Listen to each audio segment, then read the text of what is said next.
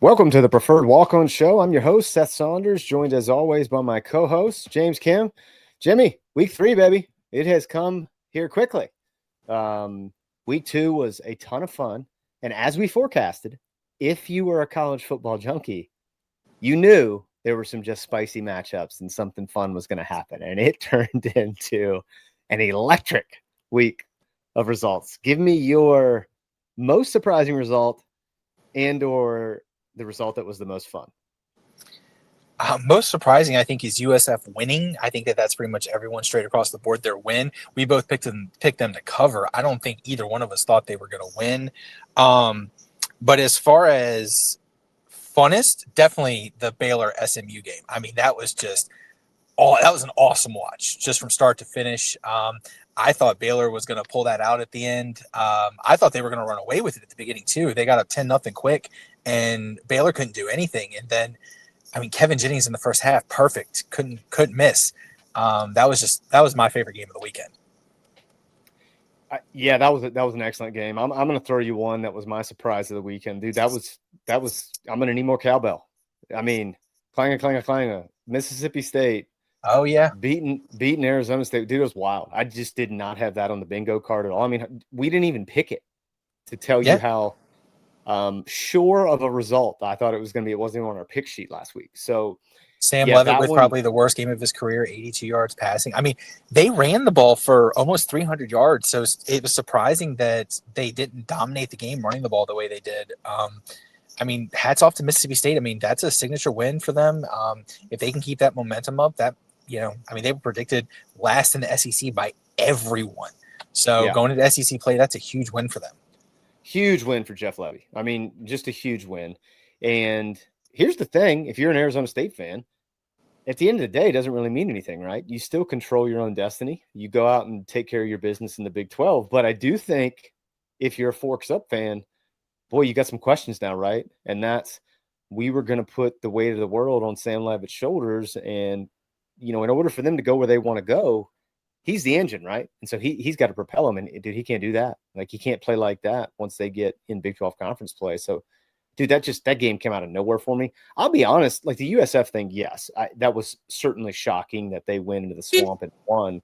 But like, you go back and look at it and you kind of think, okay, given how USF's roster is constructed, given the experience they have at quarterback, given how they looked against Boise State, I think it's one of those things where it's just tougher because we didn't really know who Florida was or what they're going to be, right? And so I think that's the difficulty in handicapping that whole ordeal. But yeah, I mean, that absolutely was a shocking result. And yeah, man, it's just further proof, right, that none of us and nobody in the landscape of college football has any idea what's going to happen this year. Like, it is wide open.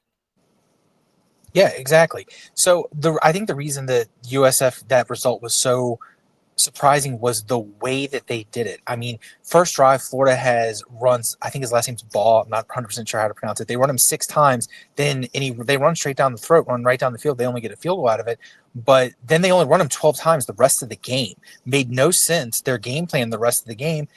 I mean, if you're successful at something, why stop until they stop you? So their game plan just made no sense whatsoever. When your offensive line is that dominant, start off with, why go away from it? And the last drive, if Florida does not turn their season around, that last drive is just going to be indicative of Napier's career because he's not going to survive the season. So I know a lot of Florida fans are trying to say, well, Notre Dame lost to Northern Illinois week 2, and then they made the national championship game. If Florida runs the table and does that, Napier deserves a lifetime contract because that schedule is just absolutely brutal the rest of the season. So starting with this week at LSU. But it's just that last drive, they were able to just do what they wanted. And then the stupid penalties. That's indicative of Napier's tenure at Florida. Yeah, man, it was just so many ways you watch a game like that, and there's nothing that screams elite, right? And it's just a standard. I don't think they have a standard. I don't think they have a standard of what they're supposed to live up to. It's evident from the results on the field. And look, this is in no way to discount USF and what they've done so far this year. We are going to talk about them during the show, and we're going to talk about their big matchup with Miami. I'm not unconvinced they got another one in the bag. Okay. Like, I think they have the tools to do it. So this is, in no way a shot at USF. But given what Florida has coming back, especially at quarterback, and especially given what the expectations were for them, you have to win a football game like that, right? Like that is not a game you can drop if you're trying to be in the upper echelon of college football. And so that program is in a weird place, man. Like it seems to me it would be and when I say easy, let's put that in quotes, okay? But an easy place to win. You have plenty of resources. You have one of the most talent-rich states in the United States of America from a recruiting perspective. Like all the ingredients are there. And so it's obviously a leadership thing because whether it was Urban Meyer or Steve Spurrier before him, it's evident that when the right leadership is in place, winning there is not a problem. All right. Getting kids to come there is not a problem. And so, man, they've got some decisions to make because here's the thing. Absent kind of the spurt at the end of the year last year with DJ Lagway, maybe Billy Napier was gone last year. Right. And so, gosh, man, there's just not a lot of margin for screwing stuff like this up. And then on the flip side of that coin, let's talk about USF and Alex Golesh, right? Like, first off, I can't remember who did it. Maybe it was Yahoo Sports did a feature on Alex Golesh this week. Dude, did you know that he was born in Russia? I did not. Yes, dude lived in Russia till he was in first grade, and his parents immigrated to the States. Like, he still speaks fluent Russian. And so he's just got such a cool origin story. Did not play college football. Played high school football like 15 minutes from Ohio State's campus, which is where he went to undergrad.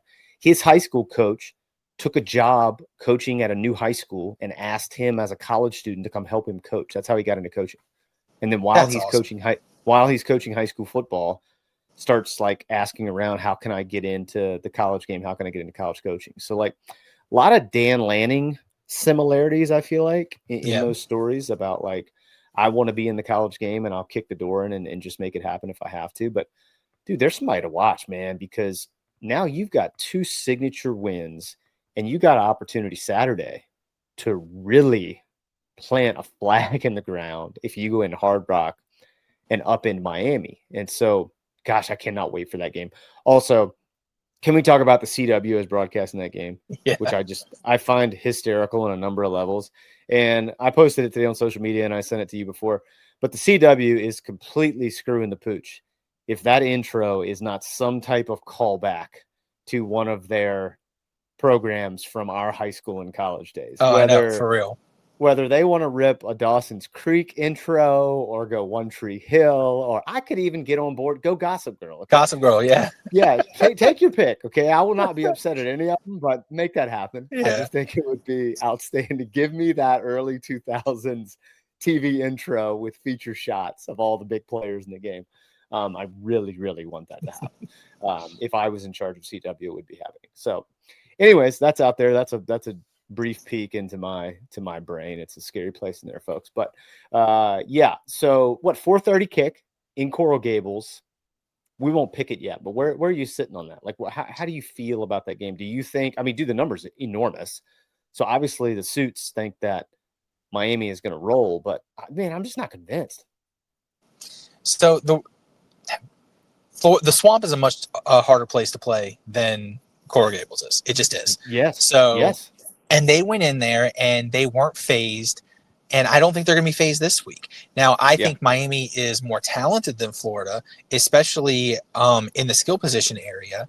So I think that might give them more problems. But I think that USF embodies their personality of their coach, and they're going to stick to their game plan regardless if they get down quick. So I think that this is a game where they're going to, try to run it, and they're going to use Byram to just use his legs and then take deep shots. And I think that they're going to get some points on this. I'm not saying that they're going to win, but I think that they're going to surprise some people. This is going to be a tighter game for Miami fans than they want it to be. Yeah. We'll have to fact check this, but I'm pretty sure if he stays healthy and puts up the year that he's tracking to put up, given these first couple of weeks, Byron Brown could end the year as I'm pretty sure top 3 in all statistical categories for quarterbacks at USF. Now, look, we're not talking huge historical lineages like other places, but still, homie, you go to a school and you end your career at the top of the record books, you've done something. And, he's a 4th-year senior. He redshirted He was injured last year, so didn't play the full year last year, but he has been in that program for a long time. And I just think, given the landscape of college football currently, having a guy like him who's been in the program, God, it just puts you steps ahead of everybody because, well, number one, he is a unit, dude. What is he, Yeah. 6'3", 235? I mean, he is a wrecking He's a ball. big dude. Big dude, man. He slings it. He moves really well. Like, he is a problem. He's going to give that Miami defense problems. Plus, they got weapons on the outside. They got Nimrod. They got who's the other kid? Singleton is their other stud. Like, I mean, they got guys that can stretch the field. They're physical. Man, I like them, and they are absolutely going to be a player in this American race and this G5 berth. Look, this American Conference is shaping up to be a time. Like, was in Annapolis last weekend, saw Navy up close and personal. Good football team. UAB gave them all they wanted. Dude, John Kitna's kid was slinging it. All right. They looked explosive. Their offense was a ton of fun. Also, fun thing, in the press box, the UAB offensive room was directly beside us. So every time they would hit something, the offensive room is just going bananas, right? Like, that's cool. Dropping expletives, like the whole deal. It was awesome. So they were getting jacked up. So that was fun. But yeah, man, that conference is gonna be super fun. Dude, Tulane got a monster matchup with Duke this weekend. Like, just a lot of interesting teams in that conference, and I think it's going to be a battle all the way to the end. So, anyways, I'm excited. I have that game circled on our pick sheet because that's the game I am most fired up for tomorrow. This is going to sound crazy. I am more fired up for that even than the Georgia-Tennessee game tomorrow, which we'll talk about. But, dude, I just think there's so many storylines with USF-Miami and, like, Carson and all the things. And so it's just going to be a lot of fun. And I just think it's going to be, we'll preview a pick here, but I just think it's going to be a lot closer than the experts are predicting. I think we're both on the same page here. That number is enormous. So, yeah, well, let's game day in Knoxville this week, Georgia, Tennessee. Obviously a less than stellar performance from the Bulldogs last weekend. Tennessee coming in, I think, feeling pretty good about themselves. So that's going to be an interesting matchup. We'll dive into that and kind of the history between those two teams, especially with Kirby and Josh Heupel at the helm. Also, Alex Golesh going back to USF. I don't want to keep harping on USF, but, Golesh was with Heupel at UCF and Tennessee. So it's just interesting, like, offensive guy, but I feel like they have a very defensive personality, meaning like they seem gritty and tough and like they want to get you in the alleyway and they want to get you in the alleyway and bare knuckle box with you. Like, that's how they seem to me, man. So anyways, I do want to talk a little bit before we kind of launch ourselves into week 3, which we kind of already have, but brother, when I tell you I underestimated what the experience at the Naval Academy was going to be, it will not even do it justice. It was awesome. First off, have you been to Annapolis? Once, yeah. Dude, A+ town, right? Yeah, great town. Super cool. Dad and I had brunch at this place called the Iron Rooster. It was so good. And you're like looking out at the harbor there in Annapolis where all the boats are tied up. And we walked over from there onto the Naval Academy's campus, which, dude, it's a military base. So you got to show ID and they got to do the scans, the whole deal. But man, it was awesome. And like everything was first class. So first off, the stadium was very impressive. And like, it would be fun to go back and go to an Armed Forces Bowl when it's there because really cool venue. I thought the press box was super nice and everybody involved with the communications department did a first class job. Also, this is something nobody else would care about, but they had Lito's Pizza as part of the spread in the press box. Oh, that's great. Lito's Pizza, outstanding. But the Lito's Pizza was in Baltimore Orioles pizza boxes. That's spectacular too. I kept telling my dad, I'm like, this is perfect. This is just outstanding. Also, just selfishly, man, to get Pops on the mic, like we're back in the River Country WNNT days, it was just so cool. So I just had such a good time, and I think he had a good time. And man, the pageantry with their pregame, unmatched. Okay, like it was just it was really, really cool. So if you ever get the chance to go consume a Navy game in person, like, don't hesitate. You need to go. Anybody, everybody listening, like, just go. And so it's now even got my interest up even further to get to West Point and see Army play, to get out to Colorado Springs, see Air Force play. Like, I just think those are one of a kind type experiences. Like, dude, part of the pregame, and I kind of knew this because they did something similar at the Citadel, but homie, the whole school, they march out in their different companies, like band playing. They all march out, and they're just covering the field, end zone to end zone, all in their whites, like in unison. Man, it was awesome. It's so cool. So yeah, it was great. So thank you to the Naval Academy for hosting and allowing us to come experience that. It was outstanding, and we will be back. If y'all have us, we will be back. And this time I'm dragging Jimmy with me. So dude, that's not a bad road trip for you, right? Like, no, what, not 3 at all. hours? I mean, depending on traffic, yeah. Yeah. Straight up 301. Nice, easy hit. So yeah, it was great. We had a big time. And man, it ended up being a good ball game. We didn't end up getting to stay the whole time because they had a thunderstorm delay, like a lot of folks did in the Southeast and Mid-Atlantic. So we only saw a half. But man, we were there. It was tight, and it was like back and forth. Thank God I didn't have the under in the first half, or I would have busted in like the first quarter. No kidding. I was following it, and I was just like, man, we completely blew this game. Like, yeah, it was wild. I think, eventually, I think Jalen Kitna had some problems with some turnovers, and Navy kind of extended things out. But dude, they looked real, man. Their offense looked cool. Coach Dan Casey, who is one of my favorite follows on Twitter and Instagram, actually posted their first play of the game where they went from triple option formation into 4 wide and then ran motion and hit this wheel going down the sideline. And dude, it went for like 68 yards.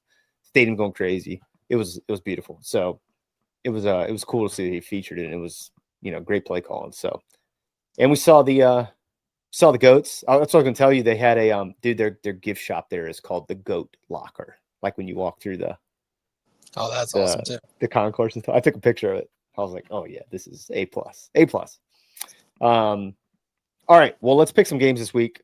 Dude, I think it's another really, really fun slate, and they're all kind of been like peeking out weeks down the road, and there's some really awesome one coming up. Let me just tell you this: circle October 1st. I think it's October 1st weekend on the calendar, or October 4th, whatever Red River Shootout weekend is.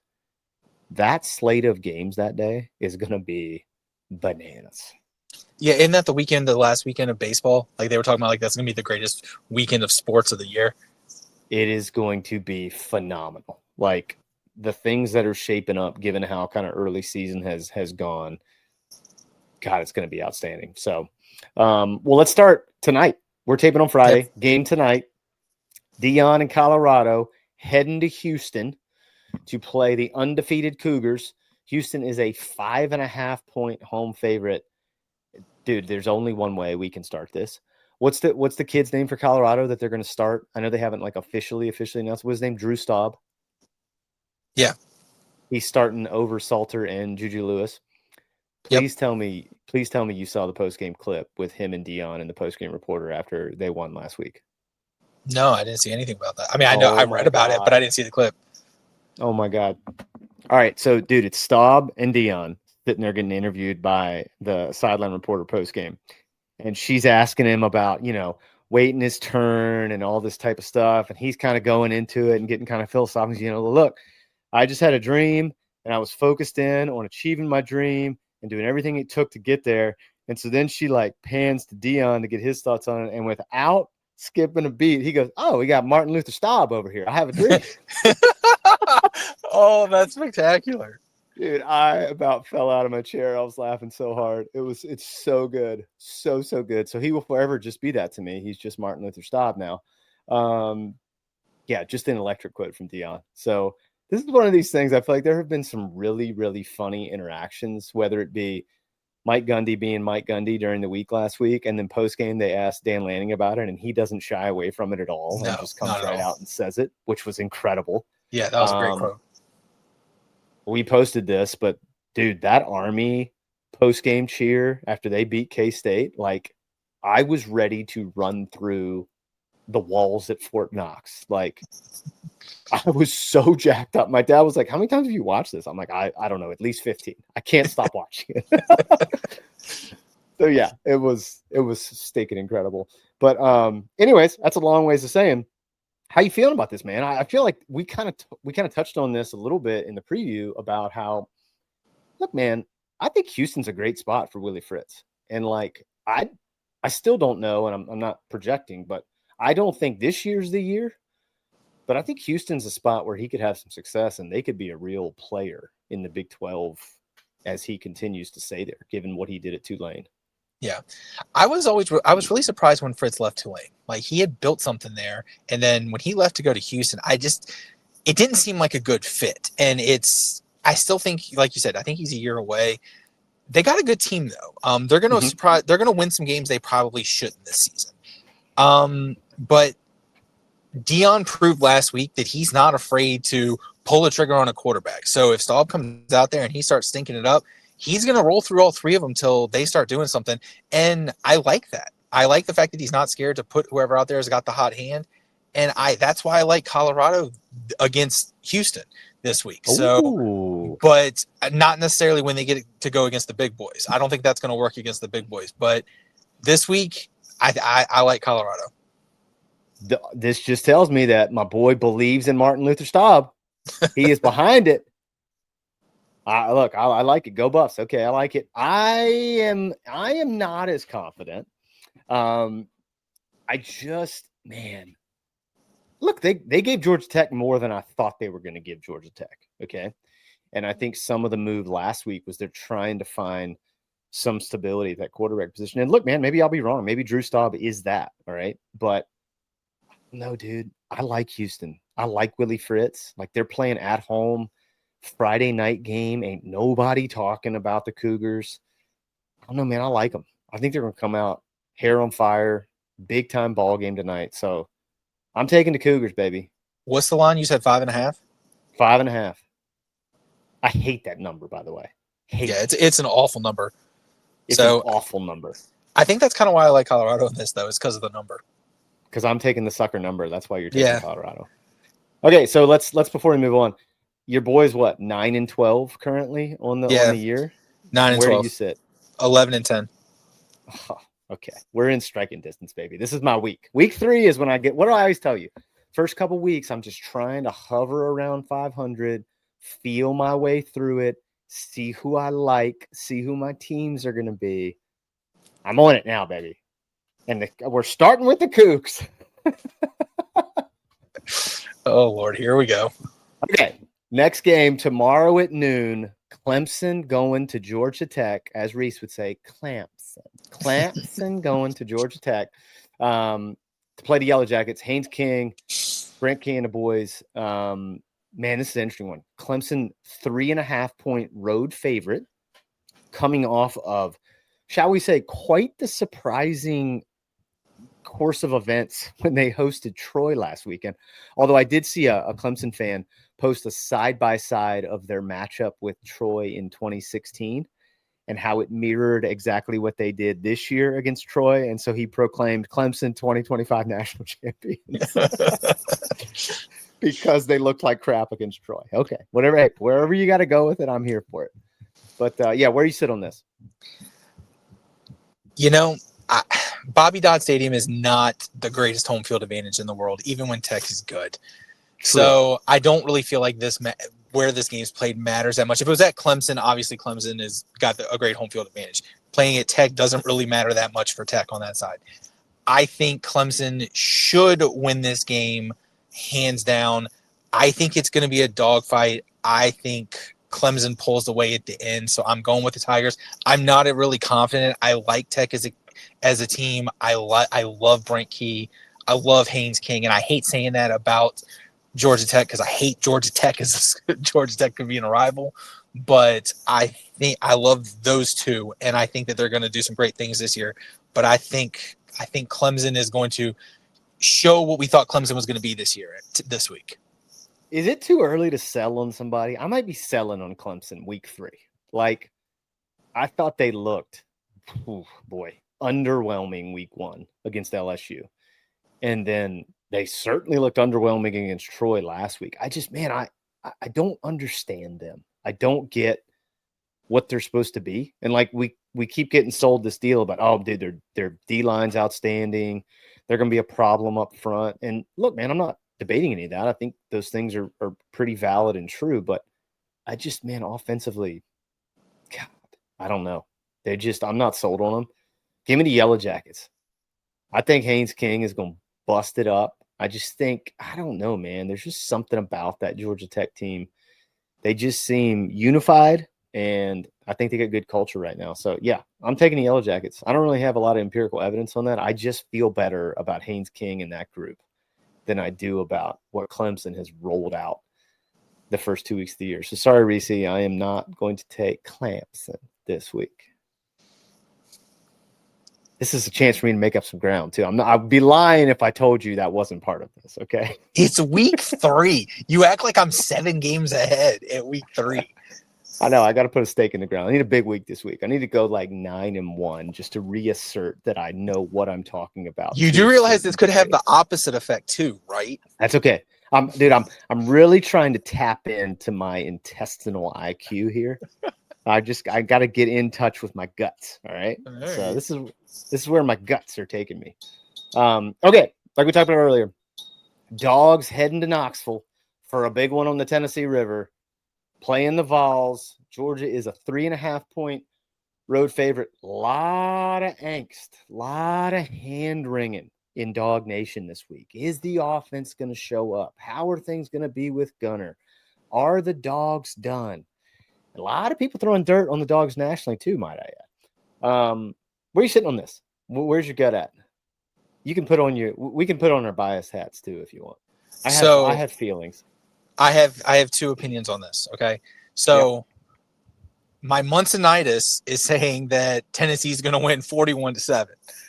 So, but then I think about every single time that this happens to Georgia, what happens when the national media is down on the Dogs, when Tennessee's hyped up, Georgia plays Tennessee and the Dogs shut down Heupel's offense. Now that doesn't mean Georgia's going to go out tomorrow and score 40 points because I'm iffy on the offense still. Like I haven't seen anything that makes me think that they're going to put up a ton of points. But until Tennessee proves me wrong, no matter who's playing quarterback for them, that they're going to be able to score points on Georgia's defense, I'm going to go with the Dogs. That's my reasoning for this. I would really feel better about making a pick if someone had sent me some kind of audio this week of Kirby Paul Smart dropping F-bombs that were audible from 5 points. Like, if I had that audio in hand, I would be so all over this. You bring up all the points that I'm thinking about. Here's where I sit on it, okay? If we're just having a Jimmy's and Joe's conversation, there is not one unit in this game that has better Jimmy's and Joe's than Georgia's defense, okay? And so let's use that as a tether. And I think the unit for Tennessee that has to show that they're not going to be what they have been every other time they've played a Kirby Smart team under Josh Heupel's tenure is their offense, right? And so I just have big time questions about whether they're going to have success against Georgia's defense. And I more mean establishing the line of scrimmage, being able to establish the run, because I do think that's what gets lost a lot in Josh Heupel's offensive storyline is they're wide open. They want to get vertical. They want to high fly, all those things. But like, dude, when his teams are functioning at their best, he's utilizing the run very effectively, like a la Dylan Sampson. Yeah. And so I just don't know if they've got the pieces to do that against Georgia's defense. The other thing is for their wideouts to do what they want within that scheme, they like to be in space, right? They ideally want a free release and kind of get in their route and do things. Georgia's physicality at the corner is not going to really allow them to do that, and historically hasn't allowed them to do that since Heupel's been there. And so I don't really foresee any of that being much difference. Now, I say all that to say this. I have no feel and thus no confidence one way or the other in how Georgia's offense is going to show up. Okay. Do I think that unit is deeper than last year? Absolutely. Do I think there are more weapons? Absolutely. Do we know yet whether they have a dealer that can get the cards where they need to go? I don't know. We don't know that yet, right? I just think there's a lot to be seen yet with Gunner. And so here's my thing. If they can't show they can stretch the defense, if you're Tennessee, what are you going to do, man? You just stack the box and say, look, we're going to dare Gunner to beat us, yeah? And so I think that's the ball game. Can Gunner do some things to loosen up Tennessee's defense? I don't think Georgia's defense is going to have problems. I think they will be what they are, and that is ferocious. But Tennessee's defense versus Gunner Stockton, Georgia's offense is the matchup that turns the game. So I don't know, man. So you're picking the dogs? Is that where you're at? Yeah. I think I'm picking them too. And this is a lot more about past history than it is about right now. The reality is we don't know about right now. To anybody that says they do is lying. Georgia has shown nothing in the first 2 weeks offensively to give anybody any kind of steeled opinion that they're going to go out and take care of business. But I do think the defense is good enough. And the history between these two coaches is what it is. And so, yeah, I'm going to take the dogs too. To your point too, man, a Kirby Smart team that is, from a narrative perspective, being doubted is all the ammunition that he needs. So, yeah. See, Candace Parker's going to be the guest picker? Yeah, I did. Yeah. Yeah. So that'll be a fun one. That's 3:30 on Saturday. I'm sure Neyland will be rocking and bopping. That is not a stadium I have a lot of desire to go back to. Have you been there? I have not, no. But from your experiences, I don't think I ever want to. I'll do it once just because to do it, to hit every SEC stadium. But yeah, you should do it once. It's just, we had a weird experience. We were there in 2015. It rained all day. Chubb's injury. Nick blew his leg up, and then they blew what were they up 24-3 to start that game or something, and then blew it was 24-17 at halftime. Yeah, like they returned a kick right before half. It was like a whole comedy. And then a fumble. Anyway, it was a whole bunch of stuff. Yep, I remember. Yeah. So, anyways, okay, this one is on the list strictly because it's a rivalry. It will never not be on the list. That's because it's one of my favorite rivalries in college football. Backyard brawl. The Panthers who are coming off a humbling loss to the Ohio Bobcats in Rich Rodriguez's first year. Pitt is a 6.5-point road favorite. Where you sit on this? Are there going to be couches burning after the game or not? I think there are going to be couches burning either way, honestly. So it is Morgantown. My heart wants me to take West Virginia, but I just can't. They don't have an offense, which they showed last week. And I think it's going to take a little bit for them to get it where they need to go. So I'm going to take Pitt. I think Pitt's just – they got the Jimmies and the Joes. They're better coached right now. Like we talked about in our preview episode, Pitt realistically could be in the same spot they were last year, where they're 6-0 in the top 25 going into their brutal part of the schedule, which is highly likely that's what happens. So I think Pitt wins, and I think it might be close in the first half, but I think they'll pull away pretty handily in the second half. The score's not going to look close at the end of this one. Yeah, I'm with you on this. I like Pitt in this game, man. I just, look, transition year's tough. Rich is in a lot of ways dealing with an empty cupboard, and he's got to build it. I think he can have success there. I just don't think it's going to be this year.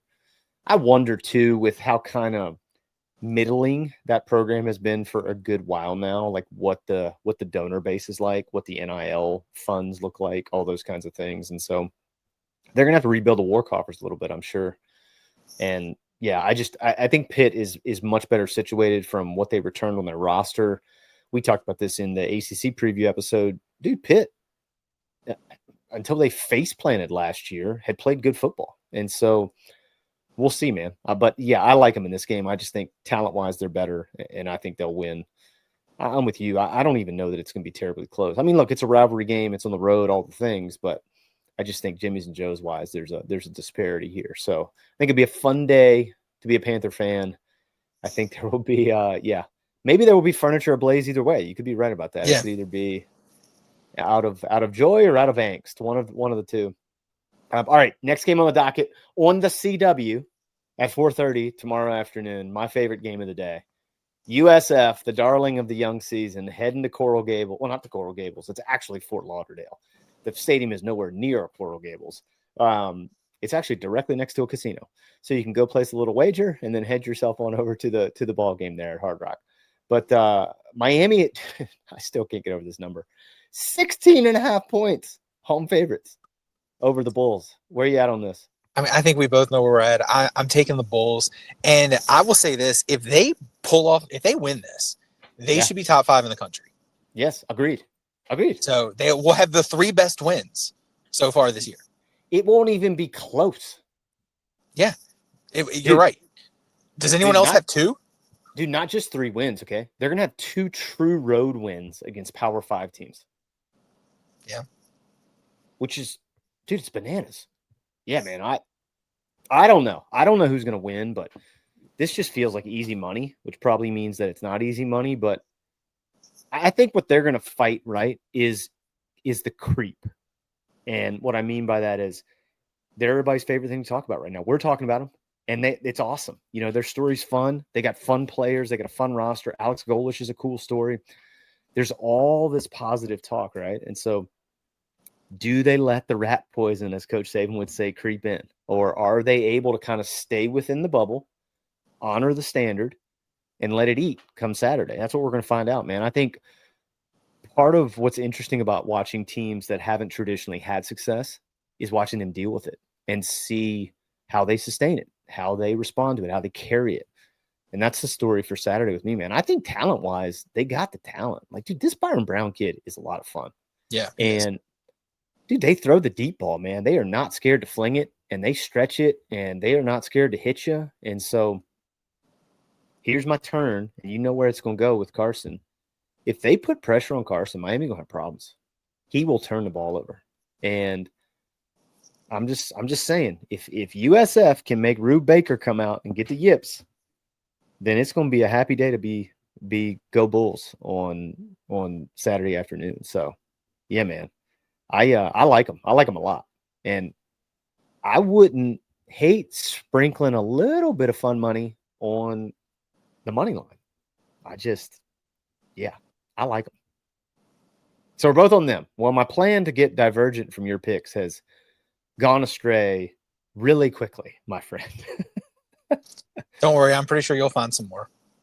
All right. Next on the list, Arkansas, Boss Hog Sam Pittman headed down to Oxford to play King of the Portal, Lane Kiffin, one of our favorite players as the season's been starting, Austin Simmons and the Ole Miss Rebels. Ole Miss is a 6.5-point home favorite. I'm sure the Grove will be rocking and bopping. How you feel about this one? Look, I watched a good chunk of that Kentucky game, and their defense did not look impressive. It looked less than stellar. And I know Arkansas's offense isn't, that great, but neither is Kentucky's. And I will take Taylon Green over Zach Calzada any day of the week. So I think Arkansas is going to make this really uncomfortable for the Grove on Saturday. I'm going to take Arkansas on the points. I think Ole Miss finds a way to win it.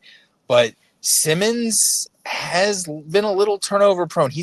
And not just turnover prone, he's been putting the ball in danger. He's had a lot of danger plays. There's been a lot of plays that he should have had a couple of more picks on Saturday against Kentucky. If those would have been turnovers, that game might have turned out differently. So if he plays like that on Saturday, this could be that Arkansas-Tennessee style game like last season where Arkansas pulled off the upset. And I love Boss Hog. So I'm gonna take Arkansas on the points. I don't think they'll pull it off, but I like the points. Dude, I'm like right there with you on all that. That's like precisely how I feel. Like that is the perfect summation. I just think, again, given what Arkansas has at quarterback, that at least gives you a shot, right? Like you got returning experience, a guy that can really play. Look, man, Bobby Petrino ain't forgot how to call plays, So, dude, I just think they're interesting, and so, also, everybody I think has kind of just assumed this was the swan song for Sam Pittman as Arkansas's head coach, and so I would kind of love for them to put together like a a 8-4 run or something and keep him in charge with the Razorbacks. I just think, man, Sam's hard not to like. Plus, top 5 greatest quotes in the history of college football with the cold beer quote. So Yeah, that was great. I like me some old cold beer now. I'm not promoting it, but I like me some old cold beer. So yeah. I would like to point out that so far I have picked all road teams again. So far, you do love a road team. Hey, worked out great for you last week. Yeah, it did. All right. Well, I'm taking Pig Suey too. So two picks for Pig Suey. I'm with you though. I think they covered. I don't think this is Arkansas is going to go in there and upend the Land Sharks. It would not surprise me, but I took Ole Miss on the money line, but I took Arkansas to cover. All right, man. This next game, I think for me, maybe the most surprising line of the week, maybe even more so than Miami minus 16.5. Texas A&M heading to Touchdown Jesus to play the Fighting Irish. Notre Dame is a 6.5-point home favorite against Texas A&M. Dude, what am I missing here? Tell me what I'm missing. Why is this number like it is?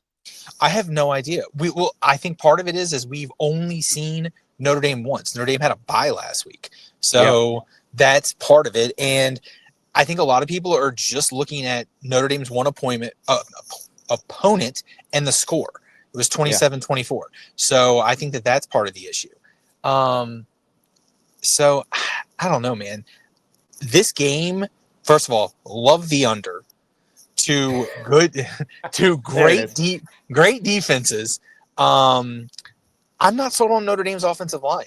That's where I am on this. Until Notre Dame's offense shows me that they're better than they were against Miami, I'm gonna go with the opponent. I'm gonna go with Texas A&M. I think Texas A&M goes in and wins this game, actually. So they got problems on the offensive line. They got problems at quarterback. I'm going with the Aggies.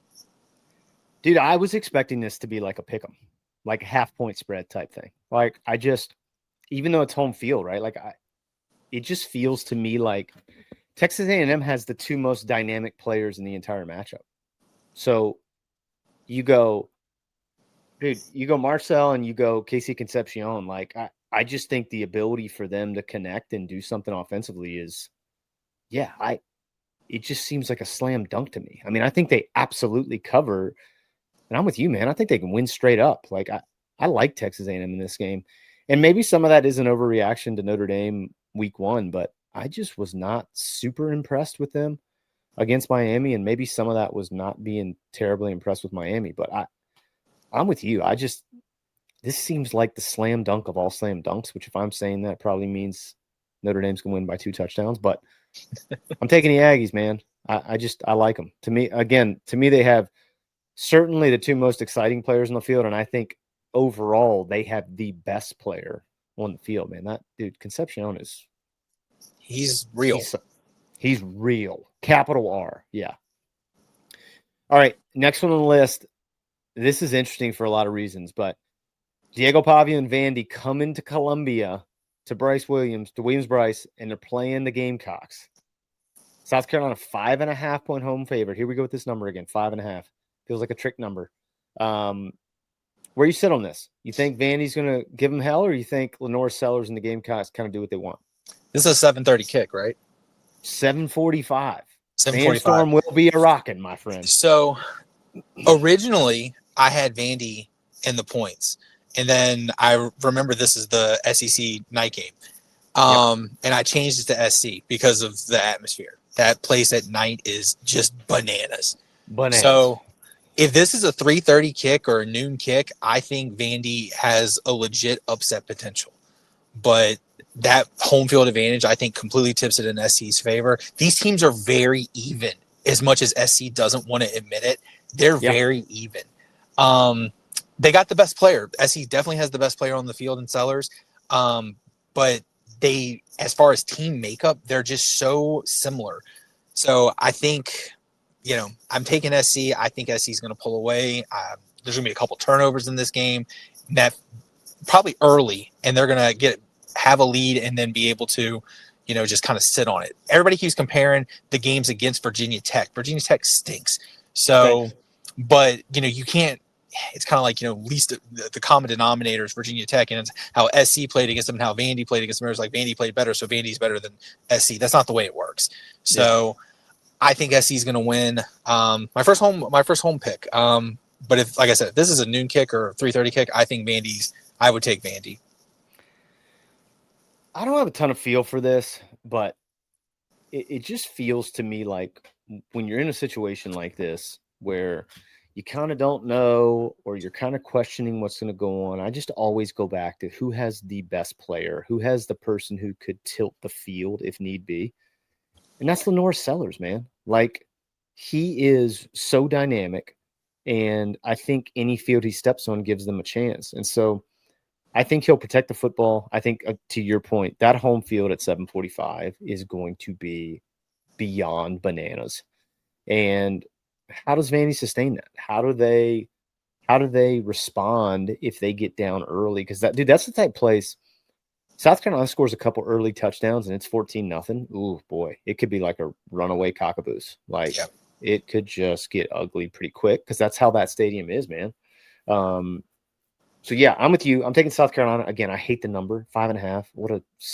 That number stinks, but I like the Gamecocks in this. I think it'll be a good night. I also think it's an opportunity for them to kind of plant the flag a little bit, right? Like, kind of say, we're here. This is what we're going to be. We're going to be a player. And isn't that a weird statement? It's against Vandy. Like, that's a weird statement now. But Vandy's not the Vandy of old. No, man, they're not like just you're going to go in and they roll over and it's over. Like, Clark Lee's done a good job there.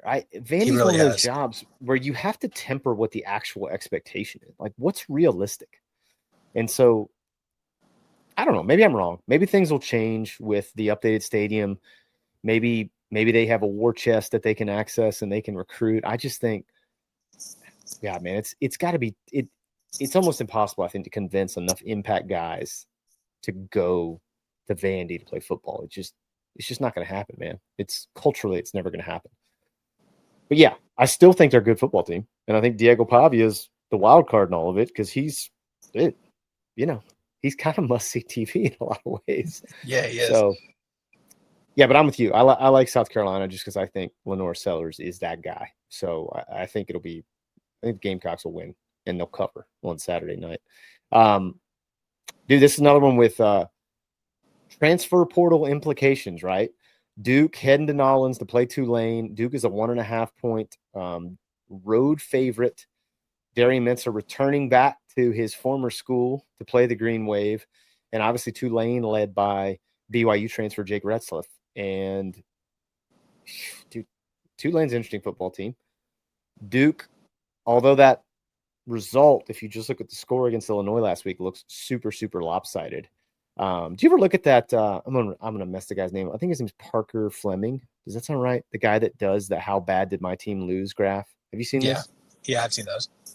Dude, it was actually really tight for their game. You know, it's like one of these things where it's kind of unfortunate turnovers that compound type thing, and then that score kind of balloons and blows up. But like, dude, Mensah played pretty well outside the. I know this is one of those comments. Outside the 3 turnovers, he was great. Well, how was the play, Mrs. Lincoln?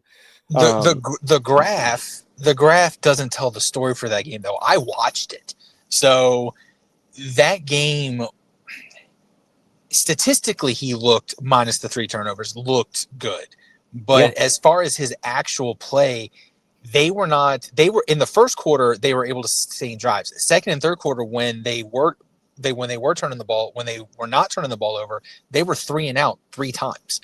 So it wasn't just the turnovers. They weren't able to do anything when they weren't turning the ball over. By that point, I think Illinois got up 24-6, if I remember correctly, before they started to get some drives together in the fourth quarter to make it interesting. So I don't know. That game never really felt doubt after the first quarter as someone who watched the game. Yeah. And I think too, I just think physically Illinois is built different.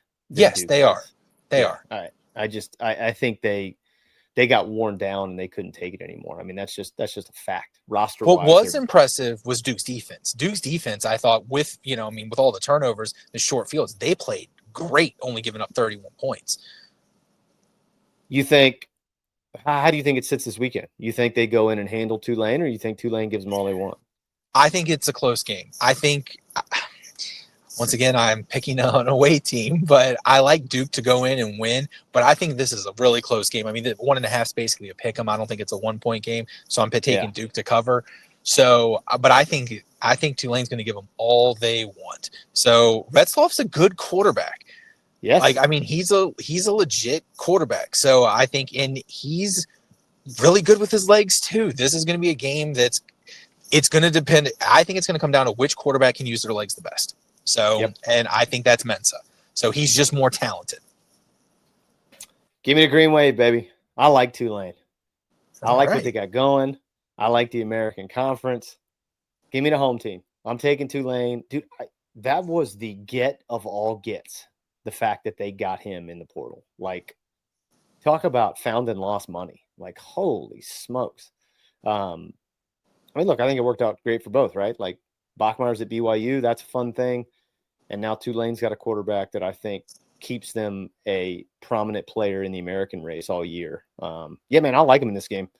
I think it's just another fun one to watch. 8 o'clock game, Nawlins. That stadium's going to be, woo. There are not going to be a lot of sober people at that football game. I'm just going to put it like that, okay? Yeah. Yeah, so I like Tulane. So we're different on that one. I'm taking a green wave. All right. Fresh off of their big win in the I-35 rivalry and riding a golden shopping cart into Tempe, Texas State heading to face Forks Up Arizona State, coming back with their tails between their legs. 15.5-point road favorites. Where are you at on this? That's a lot of points. Texas State is not a slouch. So they can score a lot of points. This is not a game. Arizona State can't sleepwalk through this.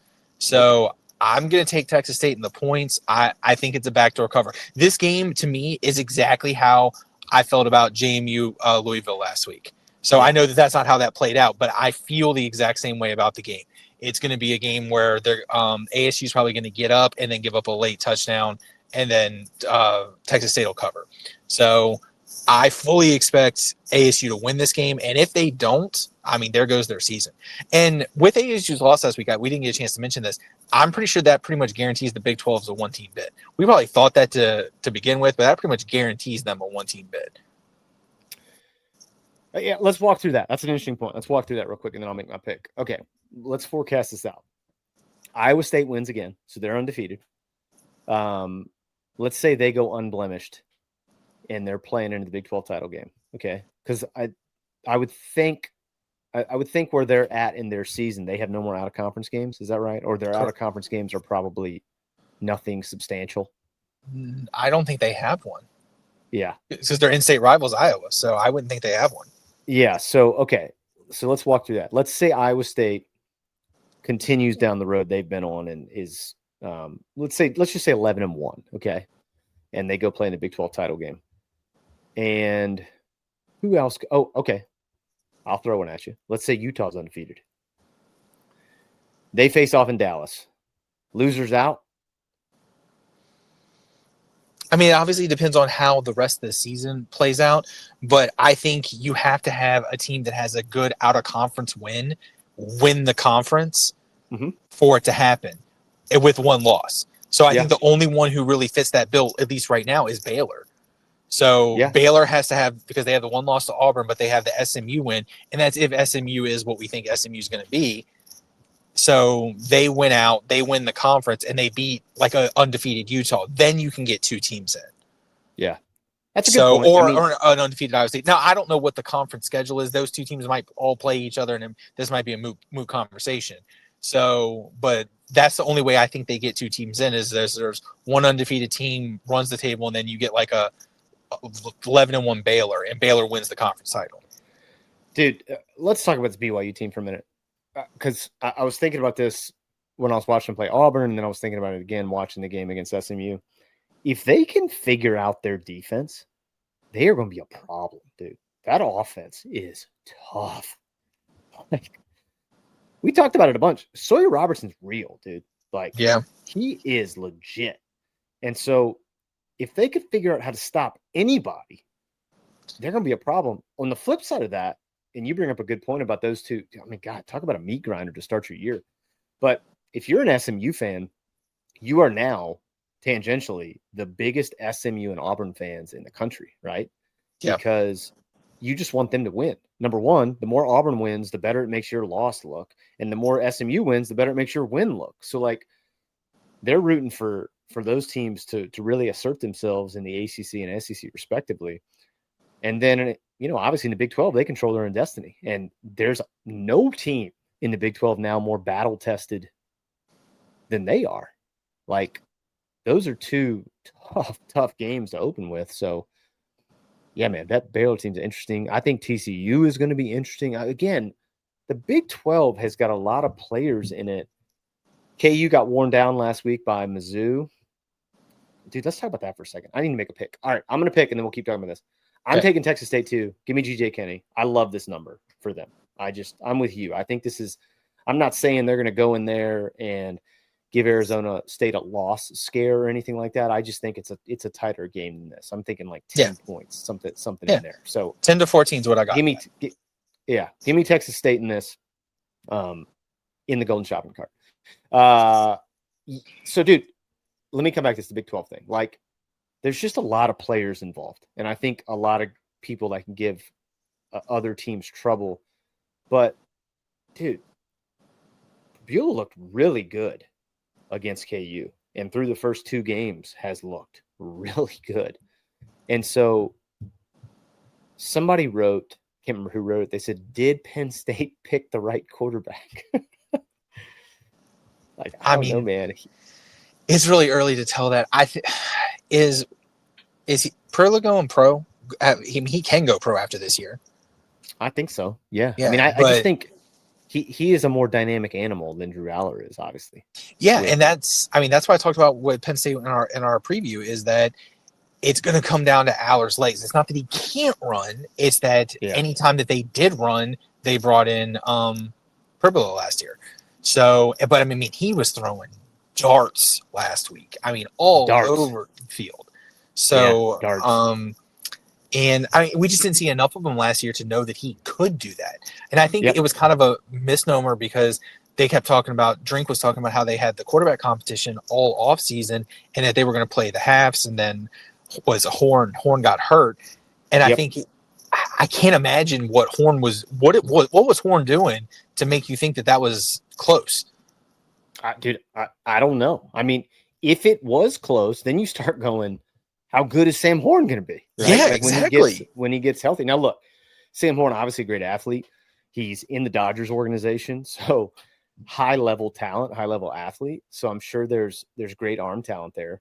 But, dude, BP looks like a dude, man. And and look, I'm not saying Kansas' defense is world beaters or anything, but they're going to be a good football team this year. And they gave Mizzou all they wanted. Again, I think what we kind of talked about played out.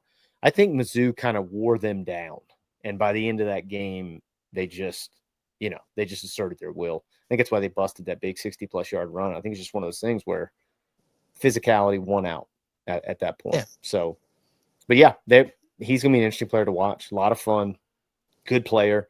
And, dude, in all honesty, this is the beauty of the portal, right? Like, the portal has the things about it that we don't like, but a kid like this is getting a chance to showcase himself now and play immediately. Whereas in the old world, he's sitting right now. So him getting to play is good for the sport and good for him. So I'm all for it.